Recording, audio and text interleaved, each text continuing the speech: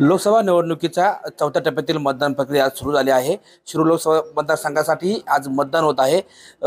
लोकसभेच्या मतदानासाठी प्रशासनाने जय्यत तयारी केली आहे। आपण आता आहोत शिरूर लोकसभा मतदारसंघातील आंबेगाव विधानसभा मतदारसंघात येणाऱ्या व येथील महायुतीचे उमेदवार आढळराव पाटील यांच्या लांडेवाडी या गावामध्ये आपण पाहू शकता। या ठिकाणी प्रशासनाच्या वतीने मतदानासाठी किंवा मतदान प्रक्रिया पार पाडण्यासाठी जय्यत अशी तयारी करण्यात आली आहे। जय्यत असा सर्व मतदार याद्या सुनिश्चित करून मतदारांसाठी सर्व सोयी आणि सुविधा या ठिकाणी उपलब्ध करून देण्यात आलेल्या आहेत।